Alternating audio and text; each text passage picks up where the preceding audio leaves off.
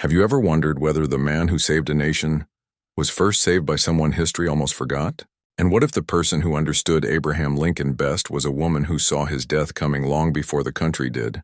If stories like this deserve more light, tap like, subscribe, and share this video with someone who loves hidden history more than headlines. Before Abraham Lincoln became a face on money, a statue in marble, or a name children memorize in school, he was a thin, grieving boy in a broken cabin. He had already lost his mother. He lived in rough country. His home was falling apart. His future looked small, silent, and ordinary. There was no sign yet of Gettysburg, no sign of the White House, no sign of the war that would tear America open. There was only a child, a dirt floor, and a woman walking toward a life she did not know would change history. Her name was Sarah Bush Johnston. Most people have never heard it. That alone should tell you something. History is full of famous men, but it is also full of forgotten people who helped build them. Sarah was one of those people. She did not write books. She did not hold office. She did not give speeches. In fact, she could not even read. But somehow this woman who could not read became one of the biggest reasons Abraham Lincoln loved words. That sounds impossible at first. How does an illiterate frontier widow help create one of the greatest writers and speakers in American history? How does a poor woman, carrying her own losses and her own children, step into a collapsing cabin and help shape the mind that would later hold a broken country together? And how did that same woman look at Lincoln years later, after he was elected president, and quietly fear that his enemies would kill him? To understand why Sarah mattered so much, we have to go back before Lincoln was Lincoln, back to the raw frontier world that shaped nearly everyone in this story. By the end of 1819, Thomas Lincoln was a widower. His first wife, Nancy Hanks Lincoln, had died the year before. The cause was likely milk sickness, a deadly illness that haunted frontier families. It came fast and left homes shattered. When Nancy died, Abraham was only 9 years old. His sister Sarah was 11. The children were too young to hold a household together, yet that was exactly what life demanded of them. The cabin in Indiana was little more than survival with walls. There was no comfort there, no softness, no real order. The children had lost the person who made a home feel human, and after that the place seemed to sag into neglect. The family lived close to hunger, close to cold, and close to the hard numbness that grief can bring when there is no time to sit with it. Thomas Lincoln knew the house could not go on like that. So he went back to Kentucky, where he had once known a woman named Sarah Bush Johnston. She was a widow too. Her husband, Daniel Johnston, had died and left her with children and debt. She understood loss already. She understood what it meant to wake up and keep moving because other people depended on you. When Thomas came to see her, he did not arrive as some great romantic hero. He came with urgency. He needed a wife. His children needed a mother. Sarah, in turn, was living with pressure of her own. She reportedly told him she could not marry until her debts were paid. Thomas paid them. The two were married in December of 1819, and soon after she made the trip that would place her in the center of Lincoln's early life. Imagine that moment. Sarah leaves one hard life and heads into another, carrying her children and what little she can bring. She arrives not at comfort, not at safety, but at a rough cabin in the Indiana wild. Inside are children who have been living without a mother's care. One of them is a long-limbed boy who says little, notices everything, and seems to belong partly to the room and partly to some farther place no one else can see. Sarah could have seen that cabin and thought only of what was missing. She could have counted the burdens. She could have protected only her own children. She did none of that. Instead, she got to work. Accounts from the time say she brought basic household goods that transformed the place. She pushed for the cabin to be improved. A proper floor was laid over the earth. The roof was fixed. The space was cleaned and organized. The children were washed, dressed, and cared for. One source says she wanted them to look more human. That phrase is striking because it tells us how badly life had frayed before she arrived. She did not walk into a home. She rebuilt one. And in that rebuilt home, Abraham Lincoln changed. Sarah gave young Abraham those things. But the deepest gift she gave him was not a chair, a bed, or a patched roof. It was permission. Lincoln loved to read. He did not just like books. He hungered for them. He chased them. He borrowed them. He reread them. He copied lines that struck him. He wrote on boards when he had no paper, then shaved the boards down and wrote again. According to Sarah's own later recollections, he read whatever he could lay his hands on and stored it away with unusual force. He repeated ideas to himself until they were fixed in his mind. This is what makes Sarah so fascinating. She could not read those books for herself. She could not step into his world by following the words on the page, but she could recognize the fire in him. She could see that reading was not a hobby for this boy. It was the way his mind reached beyond the cabin. It was how he built an inner life bigger than the frontier around him, and she protected that. Years later, Sarah said that when Abraham was reading, her husband would often avoid disturbing him if possible. She also remembered his hunger for knowledge with clear pride. She described him as diligent, eager to know, and determined to learn if effort could get him there. This matters because frontier life did not naturally reward bookish boys. Labor mattered. Strength mattered. Usefulness mattered. Sitting with a book could look like laziness to the wrong eyes. But Sarah did not look at Abraham and see idleness. She saw direction. She saw a mind moving toward itself, and she loved him in ways that went beyond books. Her later words about him are almost startling in their warmth. She called him the best boy she ever saw. She said he never gave her a cross word or look. She said he never refused what she asked. She said his mind and hers seemed to move in the same channel. That is such a beautiful phrase because it does not claim she fully understood his future. It claims something deeper. She understood him. Many people admired Lincoln when he became powerful. Sarah loved him before he was useful to the world. That is a different kind of knowing. She also seems to have helped preserve the lighter side of him. Lincoln is often remembered as solemn, haunted, burdened. And yes, he was all of those things. But he was also funny, dryly funny, unexpectedly funny, capable of stories, teasing, impressions, and laughter that could defuse tension in a room full of hard men. Some who wrote about Sarah believed Lincoln got part of that warmth and wit from her. We cannot measure that exactly, but it feels true. Homes shape humor. Love shapes confidence. A child who is safe enough to play becomes an adult who knows how to use laughter without cruelty. There is a famous story from his youth that captures this mood. Sarah once teased the very tall Abraham that if he did not keep himself clean, he would leave marks on her ceiling. Later, while she was away, he supposedly gathered muddy little children, carried them inside upside down, and used their feet to stamp prints across the ceiling. It was the kind of prank only someone deeply at ease in a home would dare attempt, and the fact that the story survived says something important. This was not a house ruled only by hardship. It had laughter in it. If you're enjoying the story so far, don't just watch quietly from the shadows. Hit subscribe, leave a comment with the most underrated figure in history you know, and send this video to one friend who loves the human side of famous lives. But even in those warmer years, a hidden tension was already growing. The very thing Sarah encouraged in Abraham was the very thing that would eventually take him away from her. Reading opened the world. Thought opened ambition. Ambition opened distance. This is one of the hardest truths in the whole story. Good parenting is full of quiet heartbreak. If you truly help someone become themselves, they may not stay where you found them. The gifts that root them can also release them. As Abraham grew older, that is exactly what happened. He became a young man of unusual height, unusual memory, unusual seriousness, and unusual drive. He worked, yes, but his mind kept moving beyond the work. He was not built to stay contained.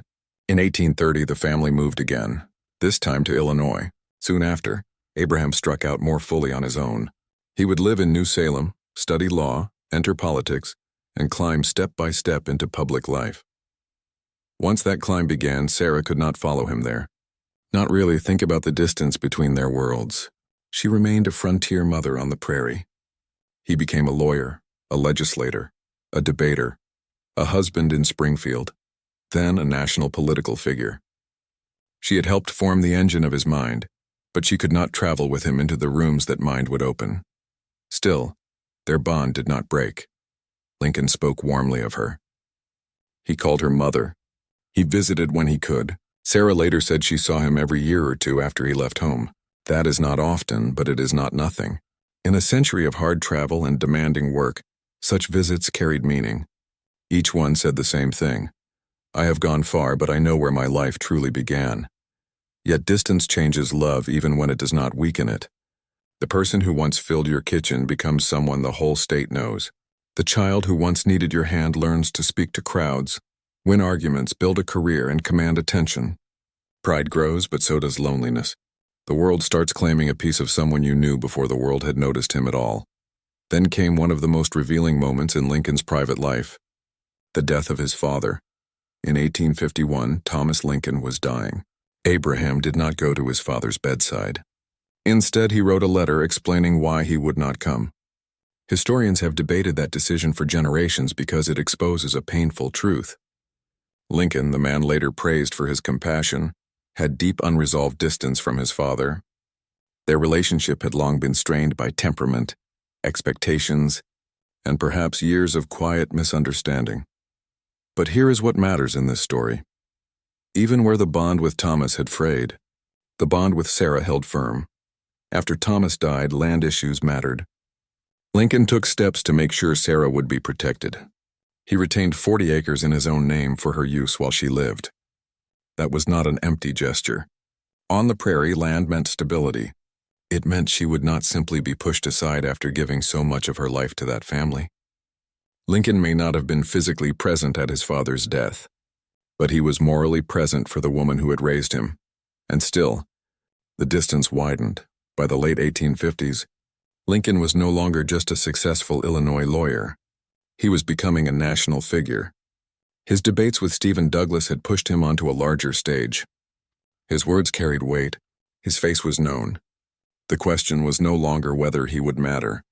It was how much the country would demand from him. Sarah, living out on the prairie, did not need polling numbers or newspaper strategy to sense the danger in that. Older people sometimes see what younger people refuse to feel, not because they are mystical, but because they have watched enough of life to recognize the shape of coming pain. When Lincoln ran for president in 1860, Sarah did not greet the possibility with excitement. She feared it. Why? Because power is never just honor. It is also risk. The higher a person rises in a divided country, the more hatred rises toward him. America in 1860 was not simply tense. It was breaking. Slavery had split the nation morally, politically, and spiritually. Anger was everywhere. States were preparing to leave the Union. The language of violence was already in the air. A mother on the prairie could feel that without needing a military briefing. One relative reported that Sarah was very uneasy after Lincoln's election and feared political enemies would kill him. That fear did not leave her. It pressed on her heart so strongly that she wanted to see him, maybe one last time, before he went to Washington, and Lincoln, to his credit, went. In late January of 1861, just before leaving Illinois for the White House, Abraham Lincoln made the trip to visit Sarah. He was 51 years old. He was already carrying the pressure of a nation about to split apart. Secession was underway. The burden ahead of him was almost beyond imagining. Yet before he stepped fully into that storm, he turned toward the woman who had steadied his earliest years. That decision feels deeply human. In the middle of national crisis, he went back to the person who had once made chaos livable. We do not have a perfect record of every word spoken during that final visit. History rarely gives us that kind of neatness. What we do have is more powerful because of its emotional clarity. Sarah was deeply shaken. She had not wanted him to be president. She felt strongly that something terrible would happen. And when the time came for him to leave, she said what many people would have softened or swallowed. She told him she believed she would never see him again. In some accounts, she went further and said plainly that his enemies would assassinate him. Imagine that scene, a winter farewell. A mother figure who had watched this boy grow into the most visible man in America, a son trying to comfort her. He called her Mama, according to the tradition that came down through the family. He tried to reassure her. He told her to trust in the Lord. He told her they would see each other again. That may have been kindness. It may have been hope. It may have been denial. Maybe it was all three. What matters is that Sarah was not comforted by the logic of politics or the ceremonies of office. She trusted the warning in her own heart, and then he left. This is the point in the story where the emotional tension becomes almost unbearable, because we know what she did not want to know, and what he did not want to believe. We know he is riding away not just toward office, but toward war, exhaustion, and death. We know she is standing there with the helpless knowledge that love does not give you the power to stop fate. It only gives you the pain of seeing more clearly what may be coming. From that day forward, Sarah waited. For 4 years, the nation lived inside catastrophe. Civil war exploded. Casualty lists lengthened. Towns mourned. Lincoln changed physically under the strain. People around him noticed how deeply the war aged him. The jokes were still there at times, the stories, the strange tenderness, the piercing clarity. But the burden showed on his face. Power did not protect him from suffering. It placed him in direct contact with more of it. And far from Washington, Sarah watched from a distance she could not cross. That kind of waiting is its own kind of torment. Think about what she could do and what she could not do. She could pray. She could fear. She could listen for news. She could remember the boy in the cabin. But she could not shield him. She could not stand between him and the country. She could not pull him back home. The world had claimed him too completely. If this story is hitting you hard, share it now with someone who believes history is really about people, not just dates. And if you want more hidden stories told with heart, subscribe so you don't miss the next one. Then came April of 1865. The war was almost over. Union victory was in sight. The terrible struggle that had defined Lincoln's presidency was nearing its end. After all that pain, many people finally allowed themselves to breathe. Surely now, they thought, the worst had passed, but history can be cruelest at the edge of relief. On the night of April 14th, Abraham Lincoln was shot at Ford's Theater by John Wilkes Booth. By morning, he was dead. That single sentence is so familiar to us that it can lose its force. But to the people who loved him, it was not a textbook fact. It was a wound. It was shock. It was the collapse of a future they thought he had survived long enough to enter. For Sarah, though, the reaction seems to have carried less surprise than terrible recognition. Different witnesses remembered the moment in slightly different ways, but the core memory remained the same. When the news reached her, she did not respond as if the unthinkable had happened out of nowhere. She responded as if the thing she had feared all along had finally arrived. In one account, she said, "I knew they would kill him." In another, she covered her face with her apron and cried that they had killed her boy, and that she knew they would. That detail matters more than it first appears to. Her first response was not confusion. It was confirmation. She had carried the fear for years. She had spoken it aloud before he left. She had watched him go anyway. And now the worst had happened exactly in the shape she had dreaded. There is no victory in being right about a death. There is only emptiness. People often focus on Lincoln's assassination as national tragedy. And of course it was. But when we look at it through Sarah's eyes, it becomes intimate in a different way. It is no longer only the death of a president. It is the death of the boy she had cleaned, fed, defended, teased, praised, and loved. The boy whose mind moved beside hers. The boy she believed was marked for something, even if she could not have named what that something would be. A nation lost a leader.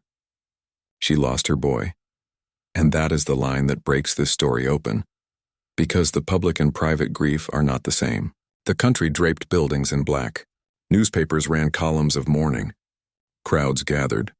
Funeral processions formed. Lincoln became even larger in death than he had been in life. But Sarah did not grieve in monuments. She grieved in the plain language of a mother figure whose fear had come true. Somewhere far from the ceremony, the woman who helped build him sat inside the full loneliness of being unable to save him. Accounts suggest she was never quite the same after that.